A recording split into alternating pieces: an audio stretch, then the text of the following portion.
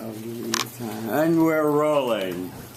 She's managing attention, communicating respect. She's writing, okay, communicating respect, non-verbally, finding friendly eyes near the front and center. Say your name, feel the love, say your speech. Hi, I'm Karen. Hi, Karen. Hi. So, most of us are familiar with the plot line of any road trip movie. Characters start off cruising, they run into some trouble, and ultimately they bond over it. But there is a film that subverts this well-worn-out genre. And this film is about two ladies who take off in a Thunderbird car, and they, among things that they bring, a fishing pole, but more importantly, a gun. So, this film has moved me in three ways. It's called Thelma and Louise, and it made me feel powerless, it made me feel worried, and it made me feel liberated. Critic Bill Provic said that Thelma and Louise are the Butch Cassidy and Sundance Kid of the 90s. And I completely agree with this statement. Just like those outlaws, Thelma and Louise, just a waitress and a housewife, they were able to take justice into their own hands. So, the first way that this movie made me feel was that it made me feel worried. And I felt worried when the character Thelma, she's almost raped in the parking lot of a bar when Louise is in the bathroom. And it reminded me of a time where, I'm going to change names for purposes of this story. I went to a party with my friend Abby, and she wasn't able to give consent to this man that she had met at the party.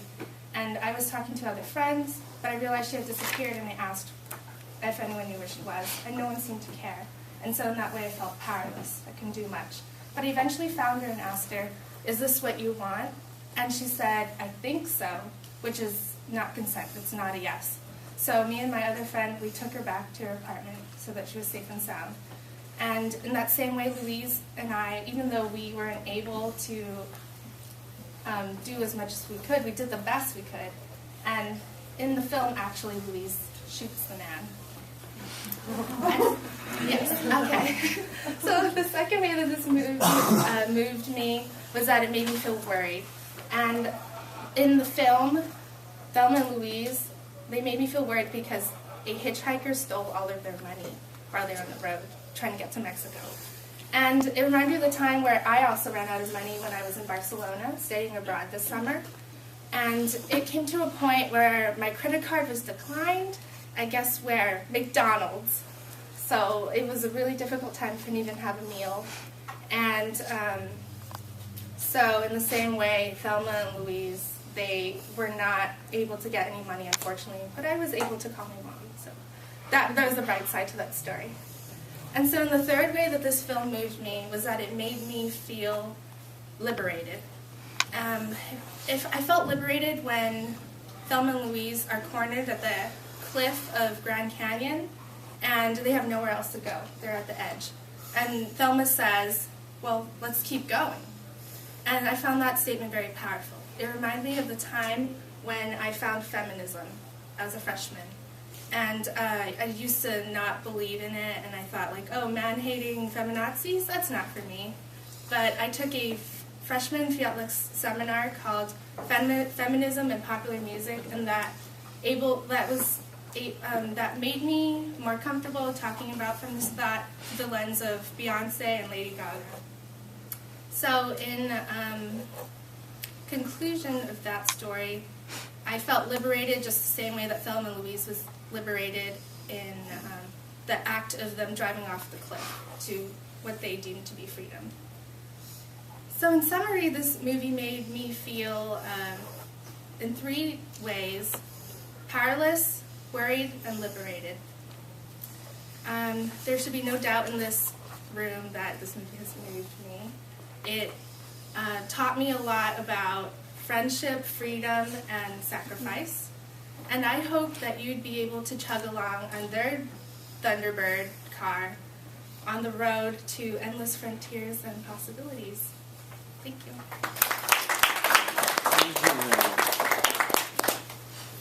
Where should we start today? I guess we'll start back here today. Hi, I'm Polly. Hi, Pauline. I like your speech, Karen. I like the choice of your movie. It was a powerful movie. I saw it too, and I thought it was moving. And I like their stories too. The feelings were not common. It's just sad, happy, or angry. It's more original. So I thought that was good. And I thought you also did pretty well about looking at some part of the room and glancing at some other one. And overall, it was a good thing. Thank you, Pauline. Improvement. Hi, Trenton. Hi, Trenton. So you had a really good speech. I liked it as well. I liked your anecdotes. Something I would work on though is you use verbalized pauses throughout your speech, and so you use like and like a lot. So maybe I know it's hard to break, but like try and stop using that. Yeah. Thank you. Yes, let's start with that, Karen. Were you aware of those Yes. verbalized pauses? I usually don't, because I have a radio show, but I was just like midterm and then speech, but that's a whole other thing. Okay.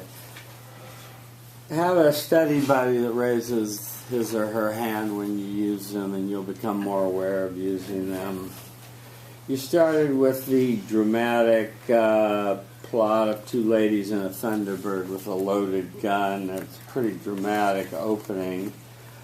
You ended with sort of a dramatic kind of closing too. So chugging along in their 66 Thunderbird toward endless frontiers. Actually, their endless frontiers ended in death sky. in the Grand Canyon. Well, in the film, they never show the death. They just show the car flying, and then it ends there. Right. So miraculously, they were rescued, I suppose. On your thesis preview, it was well done. Your SIG statement was well presented, and you agreed with it, and so you did that properly. Your main body on feeling powerless. You described the scene of your friend on the verge of getting raped, or raped at a sounded like a fraternity party or something. I don't know. It's just what it was, but somehow, in the process of circling back, you somehow rescued her or got her out of a bad situation or a worse situation. I would have liked you to have circled more onto your powerless feeling when you didn't know what was happening to her, and communicate that powerless feeling a little bit more, but it was a good story nonetheless. On your second story and the communicating the emotion of worried, you ran out of money in Barcelona and your credit card was refused at McDonald's. I guess that's about the lowest you can go, huh? But you didn't have to worry long because your mother came to the rescue.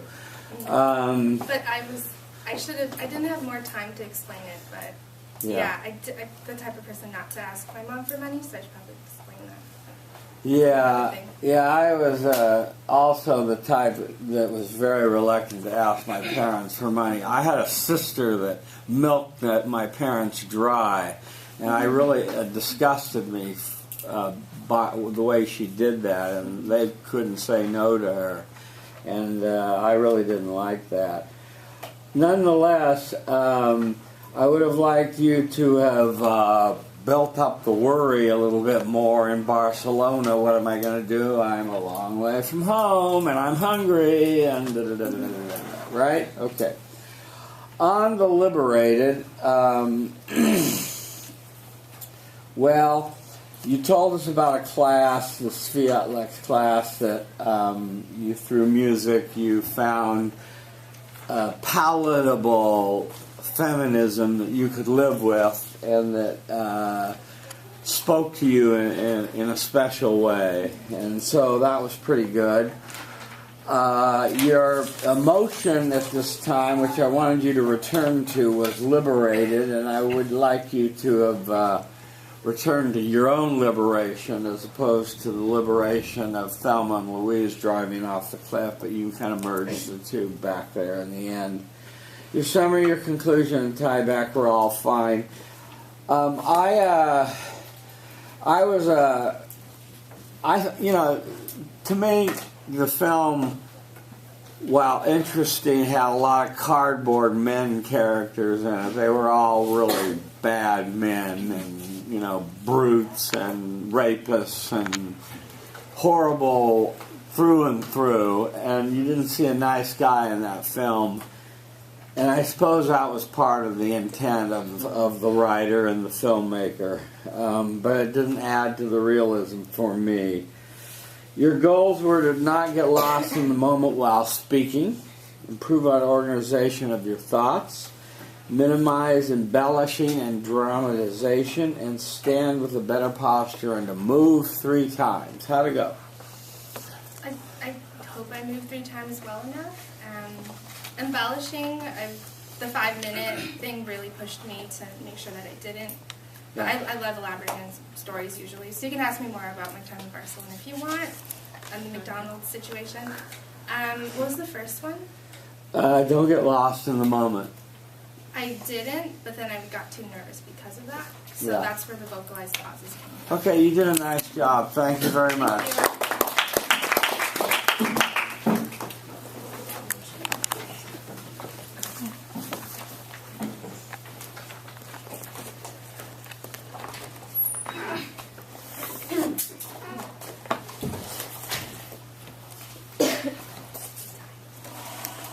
Okay, that'll bring us to Blake Edwards. Egozi? Egozi, yeah. Kind of close. Hi, Blake. How you doing today? I'm okay. Okay.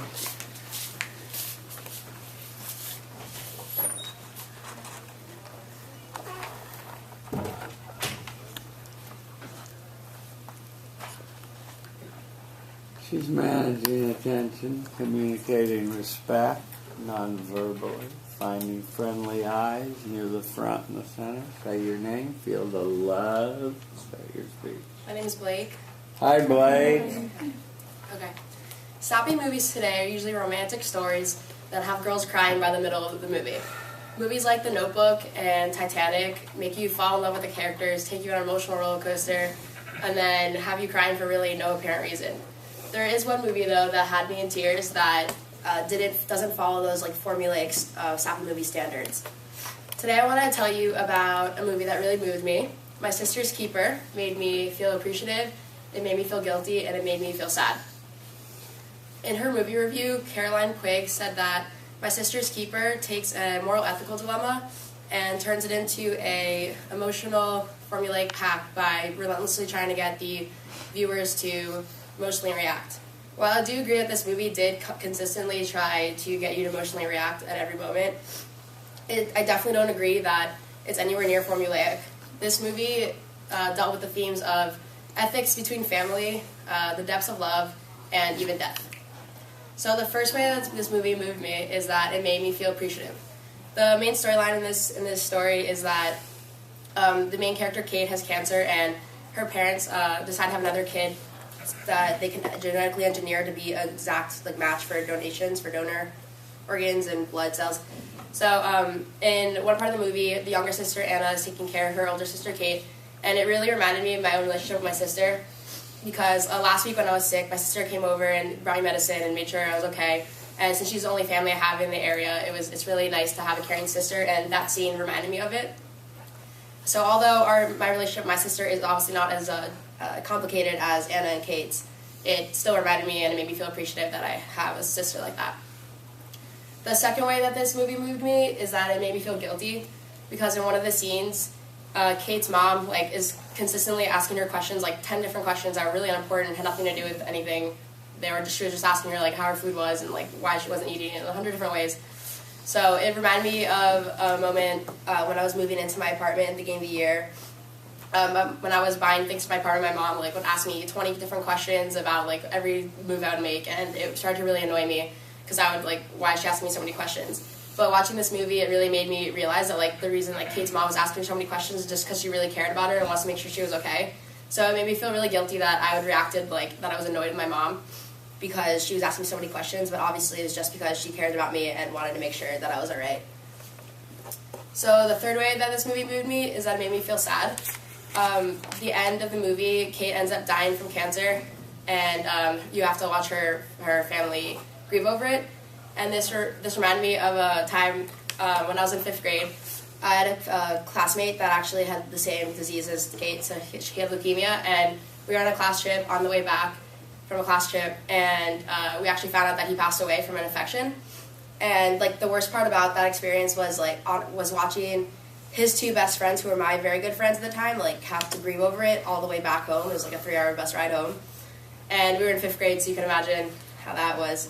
So that really made me feel sad watching this scene in the movie.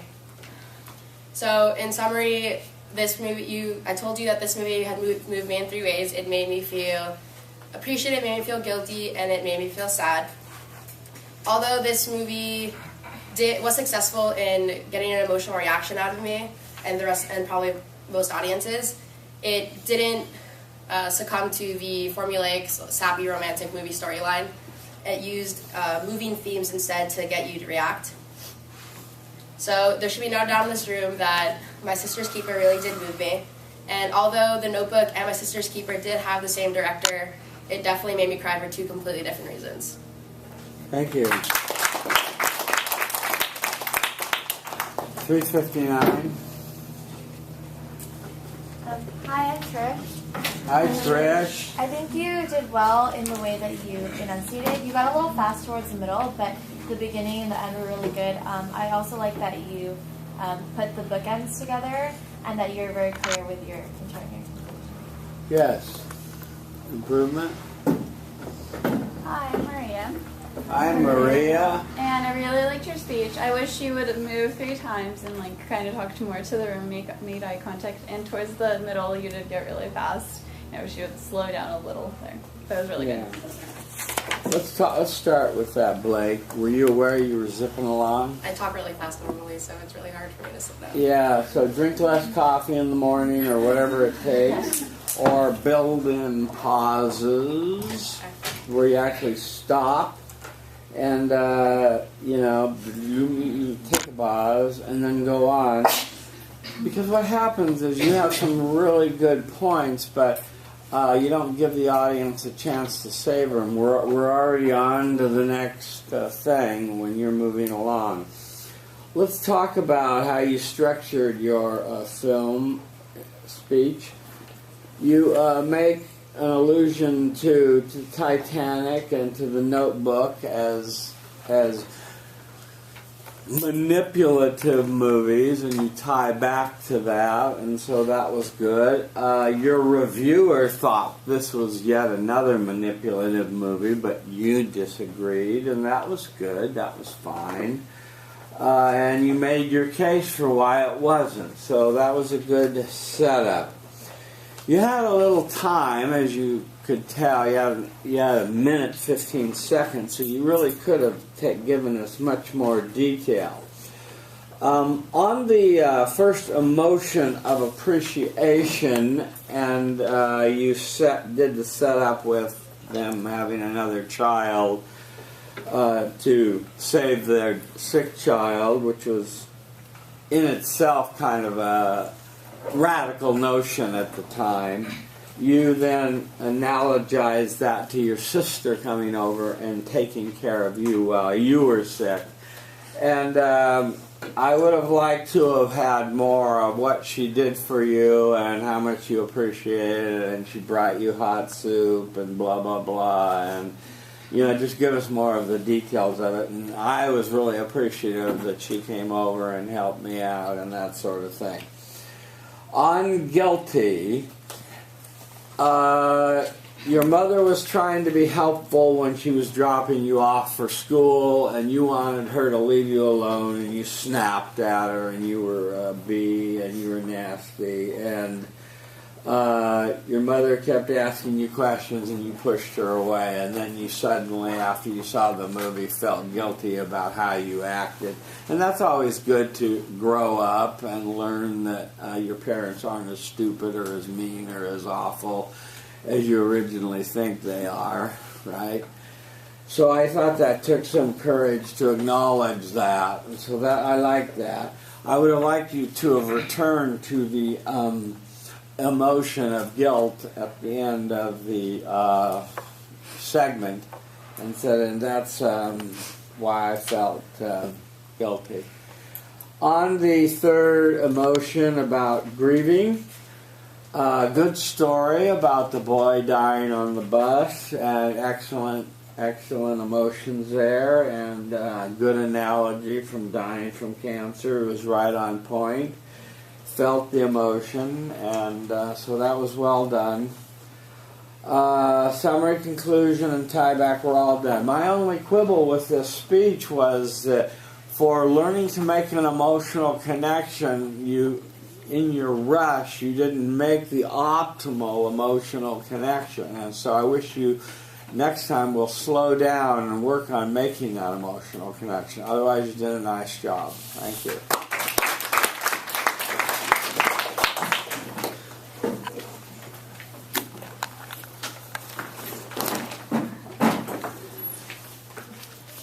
Okay, that'll bring us to... Oh, you already know my list, huh? Let's see, Karen. Let's see, Blake. Then Lauren. Yep, that's me. That's you, okay. You're ahead of me. Good girl. And on deck, Elfin Danny. Who's that? Ellaham, Danny Harris. They drop. Okay, on deck, Melody. Is there a Melody? No. On deck, Nina. Yeah. I found a Nina. Okay, good. I take a step forward. You're a little far back. She's managing attention, communicating respect non-verbally, finding friendly eyes near the front and the center. Say your name. Feel the love. Start your speech. Hi, I'm Lauren. Hi, Lauren. So I had always grown up listening to the Beatles. It was something my dad insisted on playing during every single road trip, and thought that if he had one job as a parent, it was to properly inform his children on the Beatles' history. So when my dad introduced to me the film Across the Universe, a musical film that brought and tied together all my favorite childhood Beatles songs into a really beautiful narrative, I immediately felt a connection to the film. Samuel Ucla said, "For every moment of overwrought banality, there is another where the infectious energy of the music lends the film a gleeful dynamicism." And I couldn't agree more with Samuel. I think it was this infectious energy that allowed me to feel happiness, anxiety, and nostalgic. My first feeling of happiness came from the scene where Jude, who's come all the way from Liverpool to the States in order to find his dad, doesn't really work out, but he does meet a friend, Max, and he's at Princeton. And so him, Max, and a bunch of Max's friends end up running around Princeton and pretty much just getting into shenanigans. And they end up hitting golf balls off the top of roofs, all while singing the song with a little help from my friends. This reminded me of my fall freshman year during finals week, when me and a group of friends decided that we were going to go tunneling at UCLA. So we came to campus and went all under UCLA and up through Royce, and it made me happy because it reminded me of kind of the carefree times I had here, and even in the midst of the chaos, there is life after finals, and that kind of made me happy knowing of the friendships I made that quarter and that they've lasted that long. So the second feeling I had is a feeling of anxiety. At one point, Max in the film gets drafted to go to Vietnam, and his sister Lucy is kind of terrified by this idea. Her boyfriend had recently just been killed in Vietnam, and she was scared that the same outcome would happen to him. So I can really, this resonates with me because when I was in high school, my brother considered enlisting in the military, and as his sister, this terrified me. I didn't want him to go to war, and I remember running all the awful scenarios through my head and choosing the worst and thinking that that was what was going to happen to him. And so when I watched this scene, it really brought back the same anxiety I had, and that I never would wish upon anyone. But he did end up going through with college and pursuing his education, and is now a senior at Duke. But watching this film, it made me feel very anxious, just the way Lucy had. And then my third feeling was a feeling of nostalgia. So there's a scene where Jude, Max, and Lucy all decide to move to New York City, and they're kind of just living day by day. And at one point, they meet this existential guru, Dr. Robert, and decide to get on his psychedelic Beyond bus and just kind of go throughout the country, pretty much with no agenda. And this reminded me to the first time I had ever really experienced like absolute freedom. And that was when I traveled to Europe by myself when I was 16. I went there and I didn't know a single person, and I remember walking around and ended up with one really good friend, and we would just jump on trains and go to Monaco one day or to the Alps the other. And it was this, I was used to a 12 o'clock curfew back home, and now I had no one looking over me in this new unfamiliar city with endless possibilities. So watching this scene, it kind of brought back that nostalgic feeling of wishing I had that freedom back again. And so overall, this film has made me feel happiness, it's made me anxious, and it's made me a little nostalgic. There should be no doubt in this room that Across the Universe has truly moved me. I think for me, it was my prior loving to the Beatles, thanks to my dad, that had allowed me to already have a familiarity with the film. But I think it was, as Samuel Wigley put it, the gleeful dynamism that allowed me to really make the connection and make it personable. Thank you. 401. Hi, I'm Zoe. Hi, Zoe. I really liked your speech. I thought your introduction grabbed attention really well, and I was really engaged in your stories, and I liked how you moved around the room. Good movement. Improvement. Hi, Marzu. Hi, Arazu. Lauren, I liked your speech. However, you did a lot of vocalized pauses, and then you shifted your weight between your right and left foot, and it was a little distracting combined with that head bob. Otherwise, if you centralize your movement more, I think it would be perfect. Sounds good. Okay, good. And that'll be something you can see tonight on YouTube, and hopefully become aware of what you're doing with your body as you're speaking and work through it. Those aren't easy things to get rid of, but you can work through them. Sometimes when people have real distracting mannerisms, I suggest they take up Tai Chi or something so they become aware of what their body's doing while they're talking. Because some people are really disconnected. I'm not saying you are, but sometimes that helps. Let's talk about your film, Lauren. Your film speak. You started with growing up listening to the Beatles and your father making you aware of Beatles music, and that was a good grabber, and I think everybody could relate to that, and I think that was a nice thing that your father did for you, and you tied back to that in the end, so that the bookends worked well in that respect. You did the film Across the Universe, and you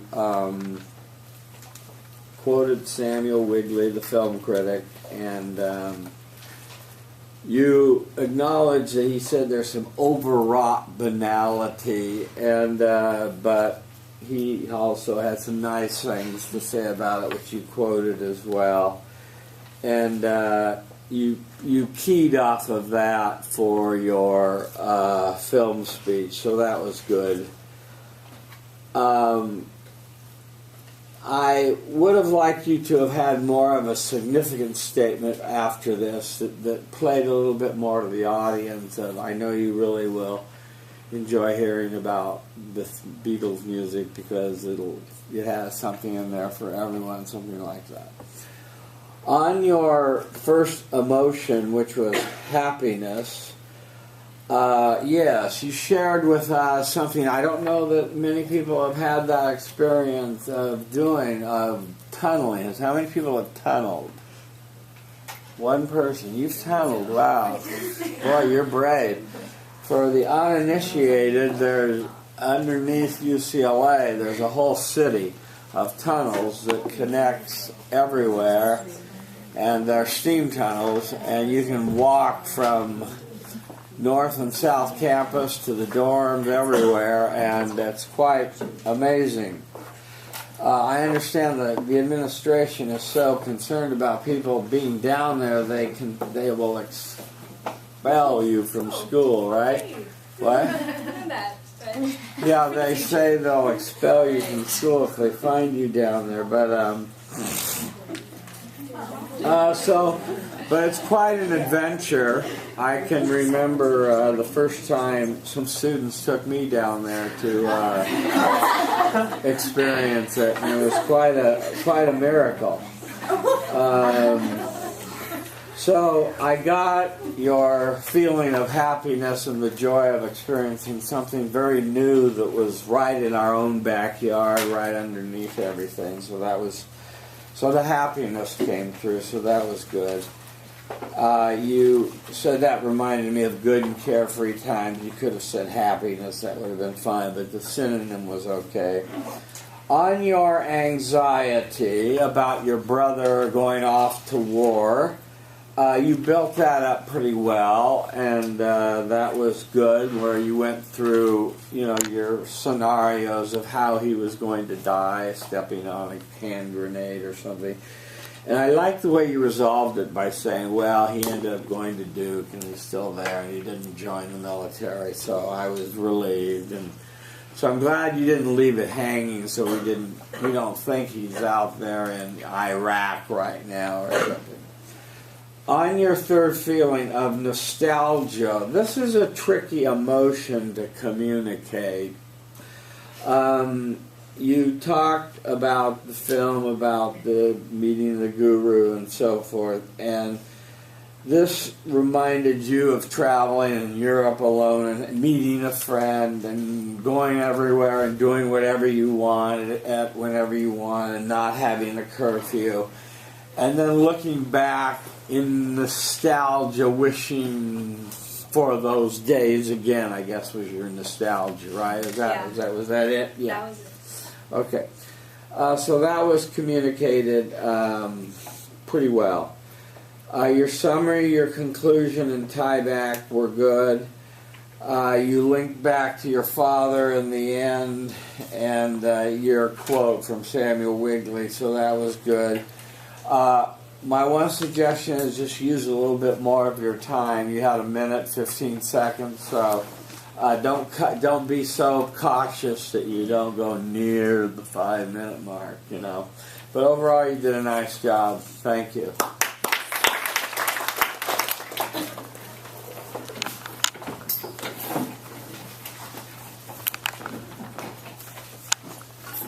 Hi.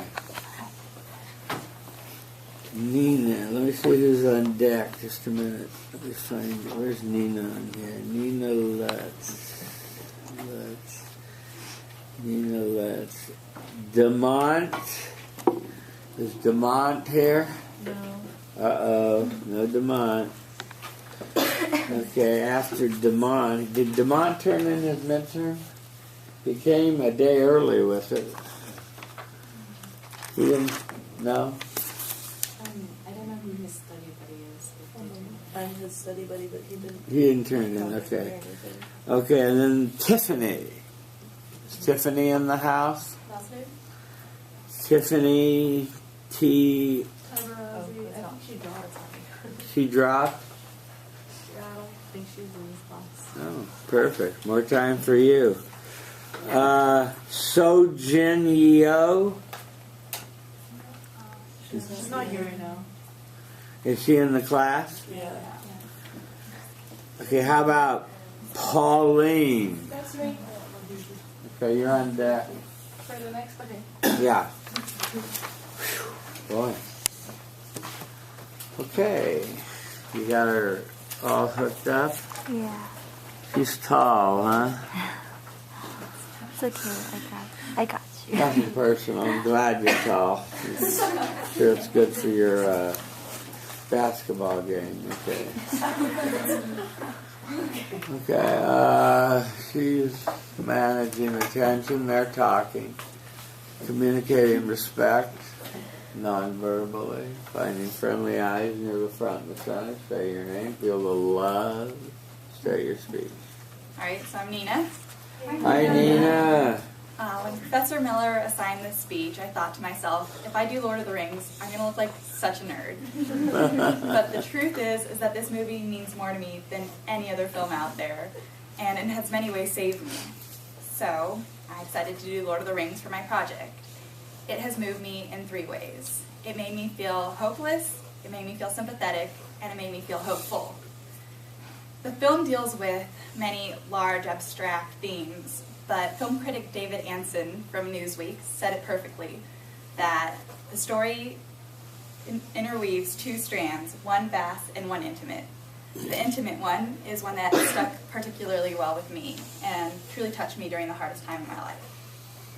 To start, the first way that the movie moved me is that it made me feel hopeless. The incident in the film that made me feel hopeless was when Frodo decided to set off from the Fellowship and go and carry on the ring by himself. By himself. The Fellowship had been brought together to protect him and to guide him on his way to destroy the ring, but he realizes that it's slowly corrupting the people around him, and that in order for him to destroy it properly, he has to go on his own. The reason that I related to this was that I too had a tough realization. When I was 17, I was diagnosed with cancer and had to come to terms with the fact that I would be the one who had to deal with the chemo, the surgeries, the blood infusions, the infections, the hospital, and all of what was to come with it. I wanted so badly to hand over the reins of control to someone else, but in the end it had to be me that went through it. So I, like Frodo, had a heavy burden to carry, but it was my own to carry, and I didn't want to rely too heavily on other people around me. The second way that this film moved me is that it made me feel sympathetic. The incident in the film that made me feel sympathetic was when Frodo and Sam are climbing up the mountain to destroy the ring in the fires of Mount Doom. Frodo is so weary at this point from carrying the ring that Sam looks over at him and says, "I can't carry it for you, Mr. Frodo, but I can carry you," and he continues to piggyback Frodo up the mountain. The reason that this resonated with me is that it reminded me of the people in my life who really looked after me and carried me during some of my hardest times. In particularly, one time I had 3 infections at once due to my low immunity, and I was rushed to the hospital and put on morphine. No one knew what was wrong with me, and I was experiencing pain that I didn't even know was possible.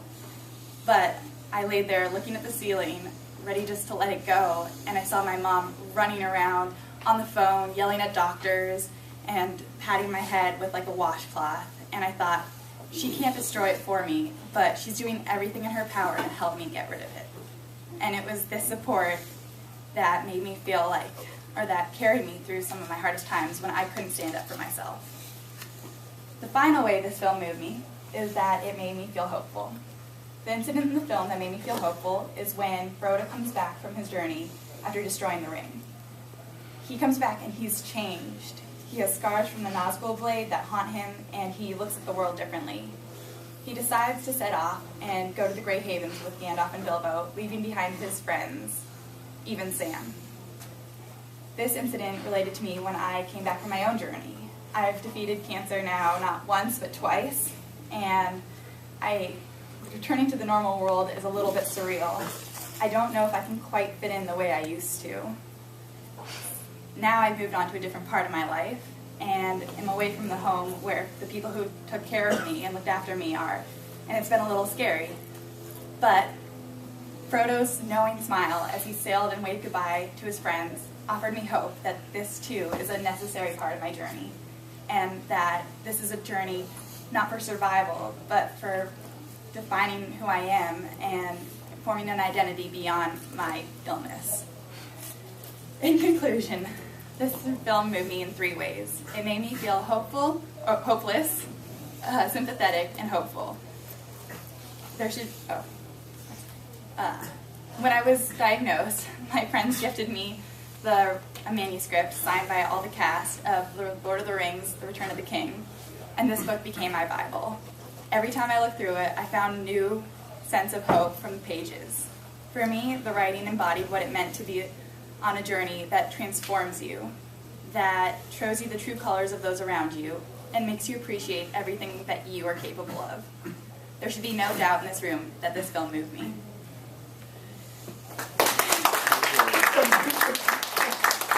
505.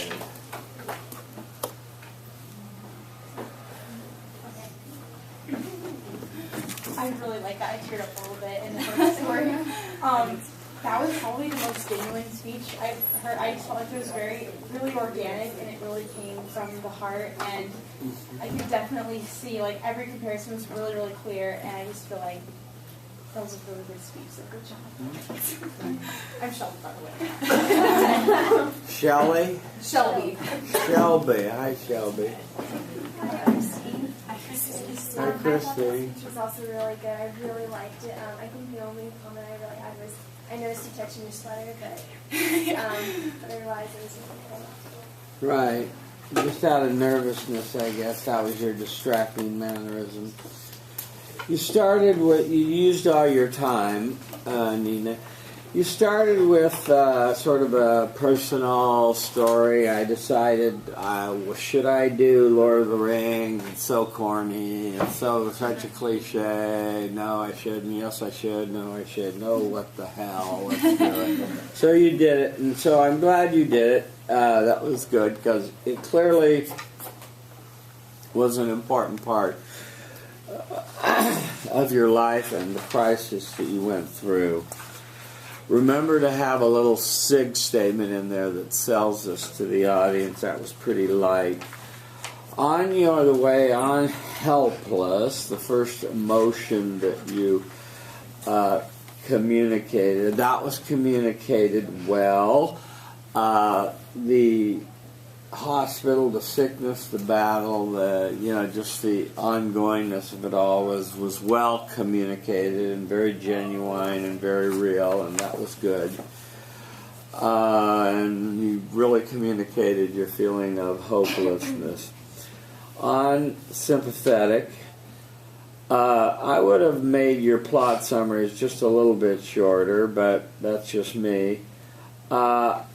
I like, though, your setup where I can't carry it for you, but I can carry you, and then you went into your mother running around the room and bringing wet packs and helping you and calling doctors and doing everything she can to help you get better and to make sure that she knew she was pulling for you and she was supporting you. And so that was a good story, and it did support the sympathetic emotion. On hopeful, I thought the plot summary was a little long but genuine.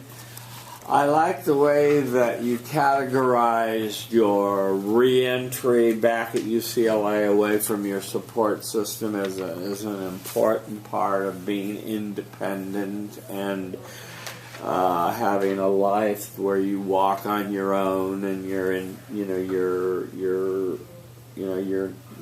not so dependent on your family and that sort of thing. And so I thought that was well told. I too agree with the first comment. This was a very genuinely performed speech. It was very moving. Your summary was fine. The gifted script of The Return of the Kings was good, and your ending was interesting. There should be no doubt in the room the film really moved me. I was looking for you to tie back to something else or The Lord of the Rings or something, but you ended on your thesis. It moved me. So, were you thinking of doing something more there, or did you think you already had tied back enough in the end, or you think you were running out of time, or what was your thought? Well, when I first wrote the speech, it ran 7 minutes every time I performed Yeah. it. So you were saying So- this is enough. Yeah. Okay. Good.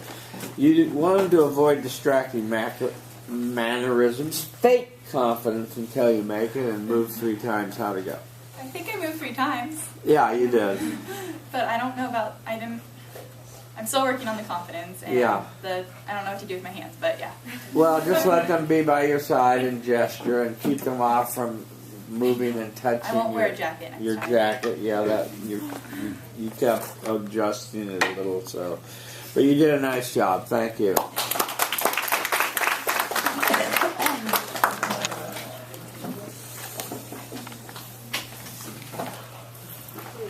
Hi. Okay, so this is a bit fly because that's nice. That's Self-evaluation. printed in the ancient. The one I had the at the original beginning before You I were watched good. the just for honor. So that's not really relevant for now. But This is the real one, right? yeah, and the speech goals are at the end. The what? The speech what? Yeah, the Goals speech at the very end? No, at the end of this. Okay, good. Okay, Pauline stands before you, managing attention, communicating respect non-verbally, finding friendly eyes near the front and the center. Say your name, feel the love. Start your speech. Hi, I'm Pauline. Hi, Pauline. Hi. So, today I want to share with you a film that really moved me, an Italian film. It's called The Great Beauty. In her review for the New York Times, Manola Dargis refers to it as a deliriously alive film. And I couldn't agree more. It's not so much a movie about drama, there's not even a real scenario, but it's about beauty, but it definitely triggered emotions in me. It made me feel guilty, helpless, but also relieved. It deals with significant themes that I know you'll be interested in, such as society's superficiality and a man's quest for the meaning of life, or nostalgia.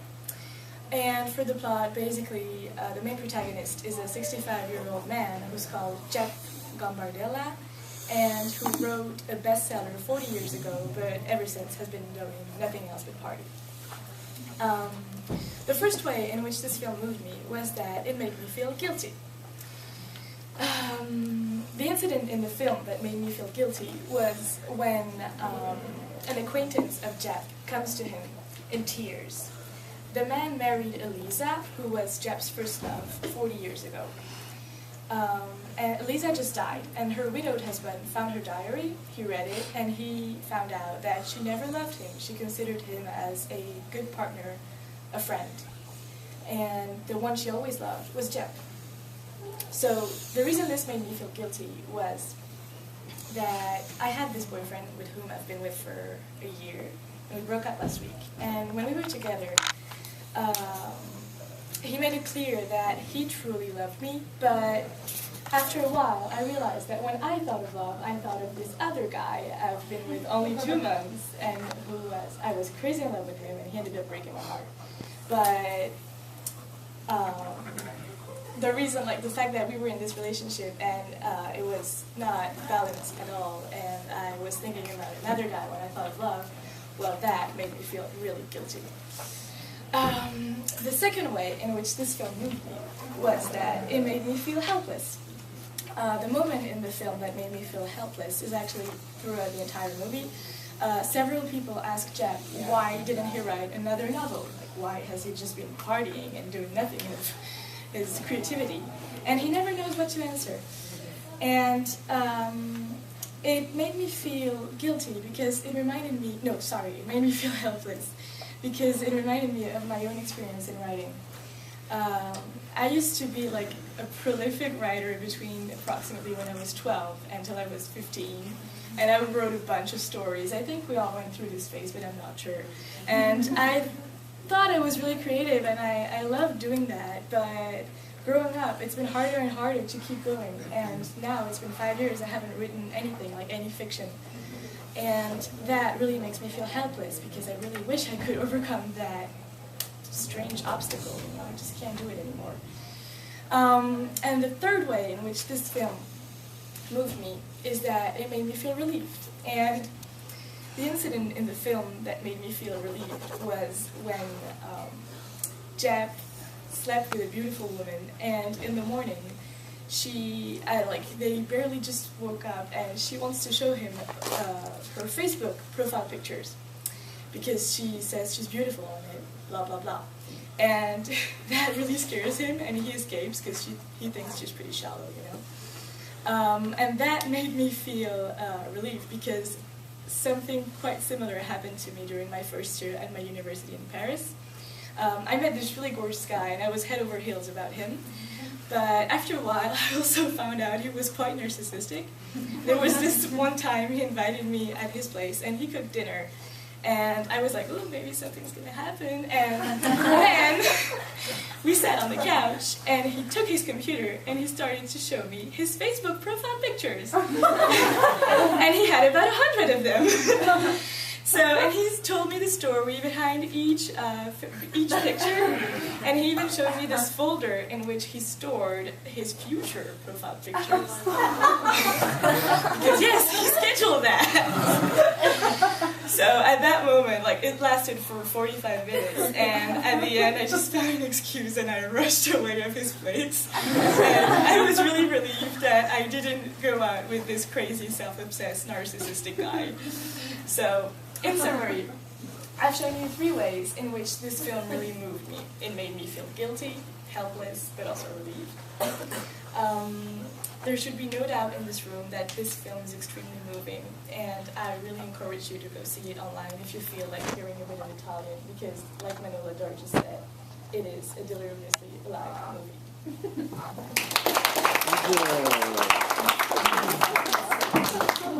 Okay, yes, please. I really like how... Start with your name. Oh, I'm Julia.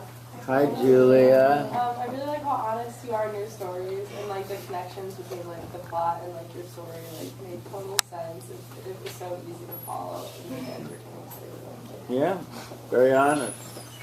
Hi, I'm Rachel Leah. Hi, Rachel Leah. I first off wanted to say that was absolutely entertaining, and I think you bring a realism to it that engages the audience really well. But if I had to give one piece of criticism, it would probably be just to watch the vocal pauses. I think it can be really hard because obviously you're coming from France, so English is not, it doesn't flow as easily as people that have been speaking it their whole lives. So just maybe with a little more practice, and if you do come across those things, don't freak out. You can keep looking at the audience because you tend also to, I don't know if you recognize, you tend to look up just a little when you do those pauses, but otherwise it was a really great speech, so nice job. Okay, yeah, and that will come with practice. That will go away with practice. So you started off with basically the name of the film, and you said, you know, it's one that really moved you. So you started off with your thesis. Next time, try to think about a poem, a quote, a story, or some other way to grab us. This did grab us. You went right to the film review and told us that it was an amazing movie, and that continued to hold our interest. And there was no problem with how you started holding and keeping our interest, don't get me wrong, but try to play with some other ways of starting out your film speech. I liked your significance statement. I thought it was an interesting things that you talked about, people that often, and you could clearly identify this having been creative at a younger years and lost your creativity, as did the main protagonist in your film, and many of those people that do that often drink, you know, figure out why their creativity is gone. So your sixth statement was excellent. On guilty, the man finds his wife's diary after she dies, and he's devastated because he finds out she never loved him and was just using him, and it was Jep. that he really loved. Sad story. I've heard this happening a couple times in real life, and it amazes me that people, even after a long period of time, can get very angry about these things and get very upset by them. So it's a very real situation. On your personal story that you analogized to this, you told us of breaking up, and because you had another person in mind, and you were divided, and you were feeling guilt between the two, and it was a real good story the way you told it. So that was good storytelling, and you returned to the emotion of guilty. So we got your guilt. So that was good. Your second emotion, helpless. He's asked, why don't you write? He doesn't know, can't answer. You shared with us your drought and after 15 and what you can't answer either. And you say, I lost it, and it makes me feel helpless. And so that was good emotion there. You analogized well on that one, and it was a very real situation. Unrelieved, yeah,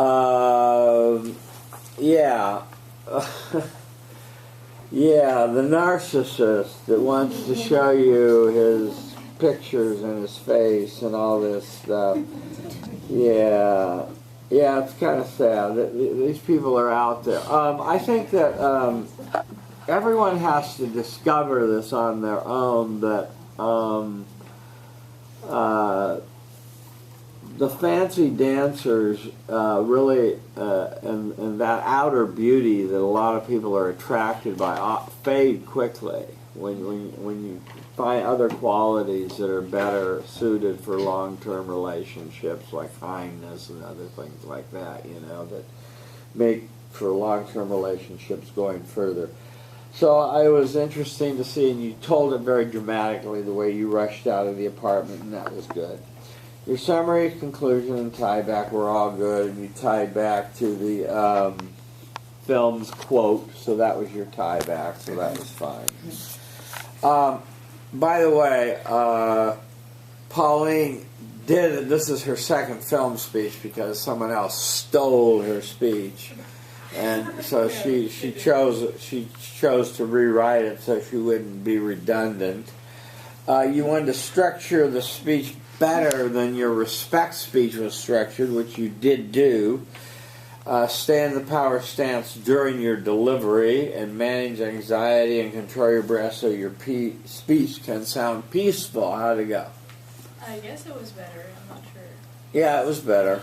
I had the feeling the first time I was almost breathless at the beginning because I was really nervous. And I was nervous this time too, but I really tried to sound a little more peaceful. I don't know. Okay, good.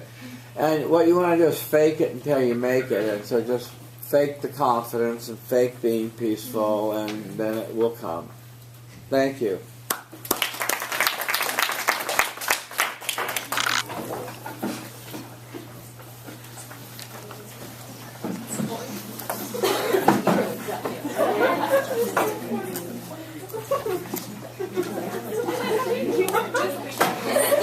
Okay, next. Who's next? I don't think you had any. I don't have any more. Pauline, that's the last one. She wasn't. Hi. I was supposed to make up my. Oh, that's right. You're a makeup. Yeah, okay. Do you have time for it Yeah, we have time. Okay.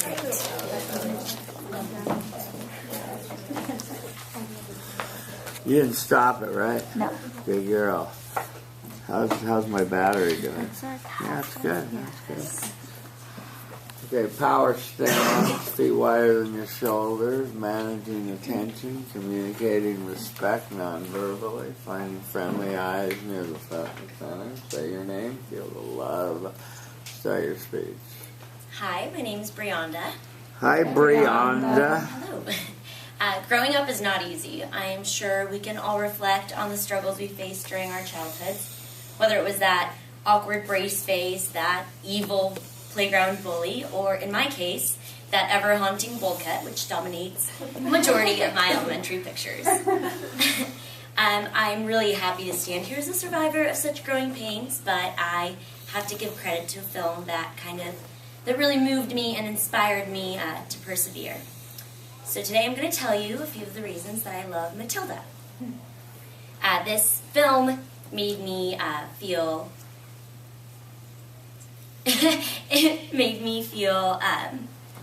connected to its main character. It made me feel nostalgic, and it also made me feel mischievous. Janet Maslin from the New York Times describes the film as filled with playful flamboyance and a dark verve that older children could appreciate. As a 20-year-old child myself, I have to agree.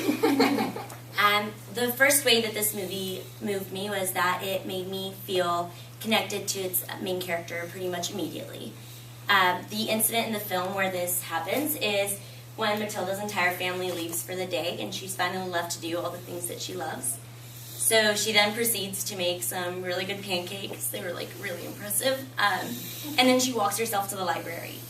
This reminded me a lot of myself because when I was little, I was really different from my family, particularly my three brothers who were obsessed with watching TV, playing video games, and plotting schemes against me. So I was always more preoccupied with my mini appliances, and I loved to read and was just very, very independent and the nerd of the family. I remember the day when I got my all-access library card, when my dad finally signed it so I could check out whatever I wanted. And I felt so proud and so happy because I felt like I had found a place away from my brother's schemes where I could just do what I really loved and kind of indulge in my own development of my identity. So for me, watching Matilda pursue her own interests, no matter how bizarre they seemed to her family, made me feel really understood. The second way in which this movie impacted me was that it made me feel really nostalgic. This happens when Matilda and Miss Honey are having a picnic in her garden. It made me feel really nostalgic because it reminded me of my relationship with my second grade teacher, Miss Shears. When I first arrived to my K-12 school as a second grader, I spoke little to no English, so that made it really hard for me to make friends, and I often found myself pretty alone. Miss Shears, though, always made me feel so welcomed and comforted. She would take me out to lunch sometimes with her, or oftentimes she even brought an extra sandwich or something, and we would hang out in her classroom and practice English and laugh all through recess. So all the way from me through 12th grade, since I went to K-12, I'd be walking all through the hallways, and I would smell her perfume, and I instantly knew it was her, and I would turn around and give her a hug and say hi. So for me, the entire relationship of Matilda and Miss Honey, but particularly this scene, really brought back all the happiness and warmth that Miss Shears provided me with. The third way in which the film moved me was that it made me feel mischievous. This happens when Matilda puts super glue on her dad's hat after she finds out that he's a crook and he's scamming all of his customers. And this reminded me of the time that my oldest brother, Christian, decided to take scissors to my hair. I was always wanting to be an older woman when I was little. So when my mom came home after this disaster had occurred, she said she was going to take me to the hairdresser and I was going to get layers in my hair. So I was stoked. I was like, I'm going to be like those pretty girls in the soap operas. So I remember I turn around when they were done with my haircut, and I see this heinous bowl cut. And to make matters worse, I come home and my three brothers are sitting in the front yard and they're calling me an ugly boy, and they did this for weeks on end until I finally was fed up with their bullying, and I thought, I'm going to teach Christian a lesson because I've had it. So I decided to place several pieces of gum on his pillowcase, and then he had to get a buzz cut, and I told him he was an even uglier boy. So watching Matilda kind of get her revenge made me feel fulfilled, and it reminded me of how proud I was when I discovered my own sly tricks. So in summary, I've told you 3 ways in which this film has moved me. It has made me feel It made me feel connected to its main character, it made me feel nostalgic, and it also made me feel mischievous. Although it's super unlikely that I'll ever return to the bowl cut or put gum in anyone's pillow again, I can still watch Matilda and appreciate her tenacity and her unwavering sense of self. Thank you. 459. Hi, I'm Lauren. Hi, Lauren. I really liked your stories, and I like the way you Stay in the power stand. incorporated humor into it. I think it kept the audience really entertained, and you were good. Okay. Good humor. Improvement. Hi, Olivia. Hi, Olivia. Your speech was great. You did a good job of super organized, I guess. For next time, I would work on making sure you make eye contact like all the way around the entire room. And that was great. Yeah. Love all you children. Work all the way around. Turn 3 times, move 3 times, and work this side. Glance over there, that sort of thing. You can come in and sit downtown. That's fine. Thank you for your respect.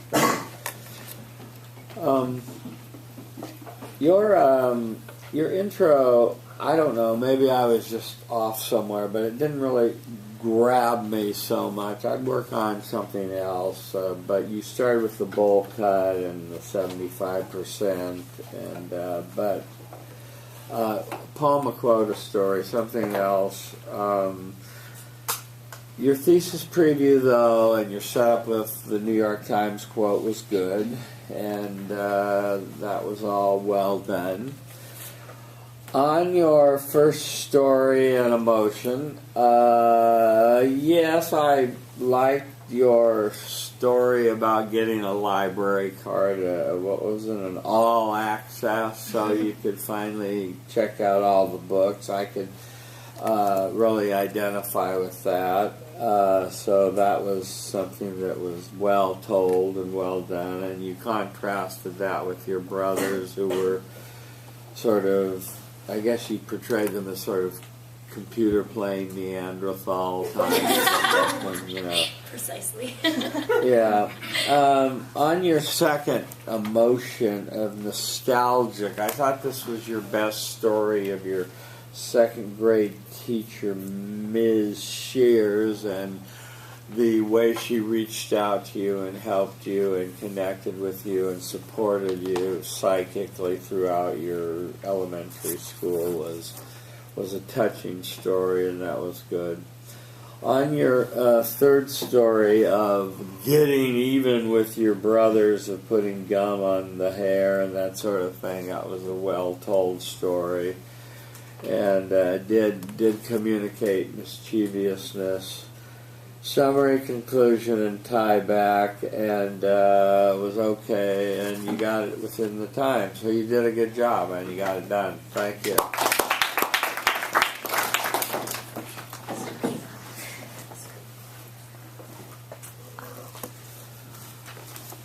Okay, I guess we have one other person that has to do a makeup, right? Yep. Thank you. Everyone signed the roll sheet?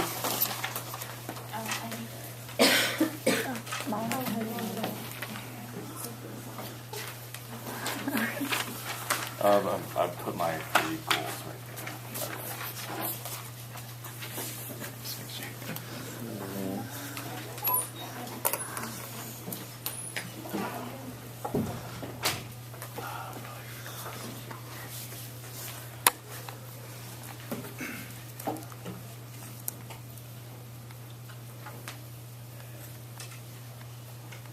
Hear your voice for good.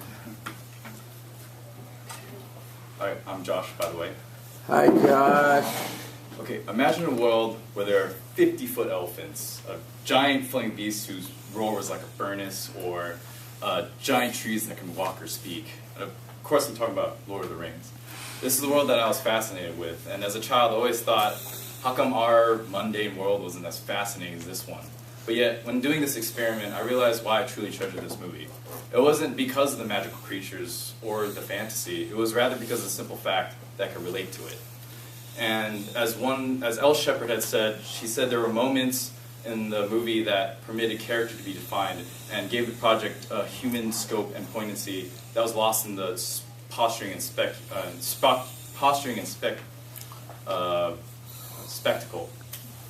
And I agree with the statement in the fact that if you took away all of the fantasy and the magical creatures, what was left was a human experience and principles that very much mirror our own. And it had given me a great appreciation of what the world that I live in. In particular, it had made me relive moments where I felt brave, scared, and strong in overcoming hardships.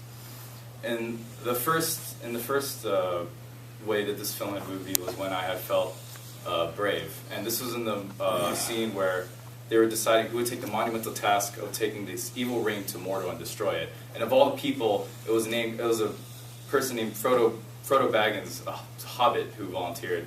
And despite the chances of suffering and death and the fact that he was the size of a mere child, he still took on the task. And this bravery had reminded me of the time where I tried out for county honor band. And at first, when I wanted to audition, I trembled at the thought. I trembled at the thought of failing and embarrassing myself in front of the judges. But I came to a conclusion that this is something I love. I shouldn't fear something that I love to do. And because of this, I had found courage in my passion for playing the saxophone. And I used this courage to audition, and then I eventually actually made it, which was a very surreal experience for me. And just like how Frodo, despite the odds that stood against him, he still volunteered because he had found courage in fighting for his friends and family. And the second way this film had moved me was when I had felt scared. And this was in the scene where Gandalf sacrifices himself to save the group. And but after seeing their dearest friend killed, the group was left heartbroken and most of all scared. They felt hopeless of the future and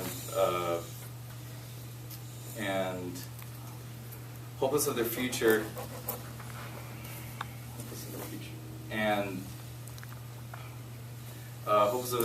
and anyway, I'll just skip that. And this had reminded me of the time where I had my house burnt down in 2004, and this was during a wildfire.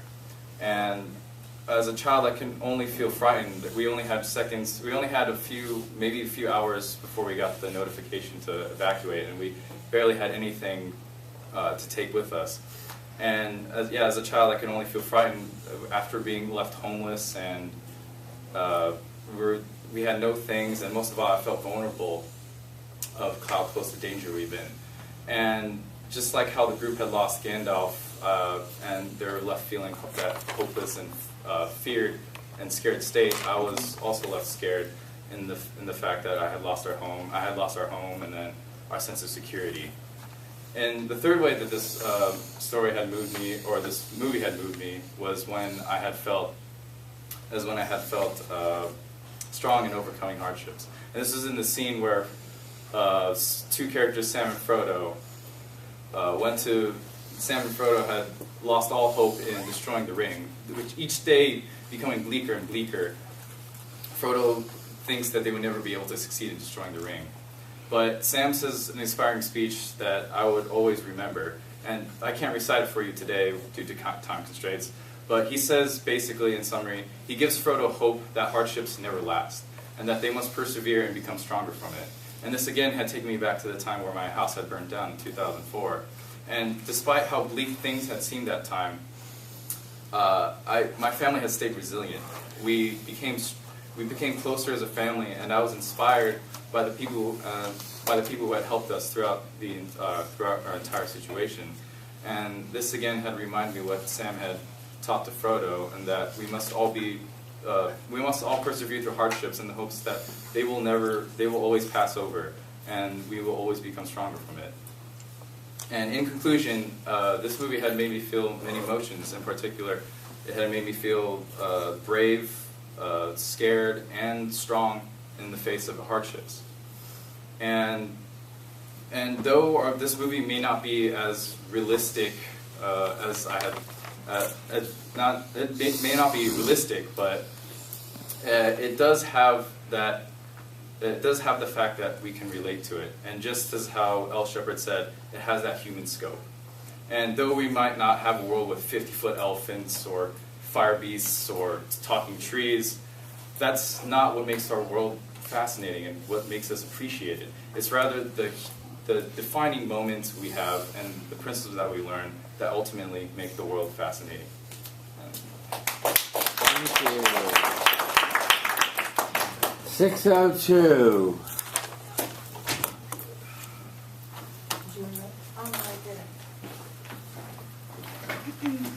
Hi everyone, my name is Miriam.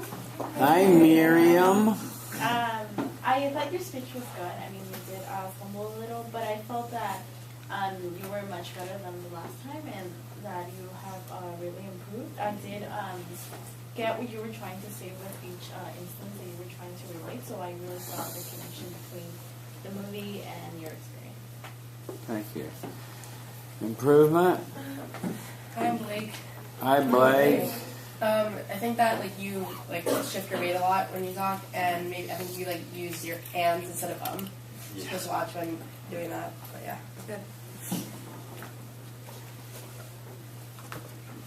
Joshua, let me give you some feedback on your speech. You did Lord of the Rings. You went over time, and I think the place you could pick up your time in the future is just on the plot summary. You didn't need so much of it. You could have just done a sentence of it and then gone to your story. That would have helped you more. You had a good critic's excerpt, which you quoted nicely. On your first story, where you talked about feeling bravery, and you talked about a saxophone audition and having the courage to try out for the honors band, I guess it was. Return to that emotion at the end of it, and that's why I felt the courage. On the second story, you talked about your house burning down and being scared and losing all your possessions and this sort of thing, and having very little time to get out of there and that sort of thing. Again, you can talk about your age and how scared you were and how losing everything was a very frightening experience. On the third experience, hardship, you returned again to the house burning down and losing that sort of stuff. And I think it lost a little of its impact by using the same example a second time. But that's neither here nor there. The summary, the conclusion, and the tie-back were all fine. You just went a little long. Let's see, your goals. Where are your goals? You have goals? Bottom, right of the evaluation page. And I think one of them was avoid annoying hand gestures. Where is goals? Right here. Oh, I see. Yeah. More eye contact, avoid distracting gestures, and have a faster pace. How'd it go? I think I might have refrained from the annoying hand gestures. Eye contact I could have maintained a little longer. And of course, the pace was a little slower than I wanted to be. Yeah. There was just a little halting, a little fluency would have come with more practice. But overall, you got the job done. Thank you. Okay, our work is done for the day. Return with honor.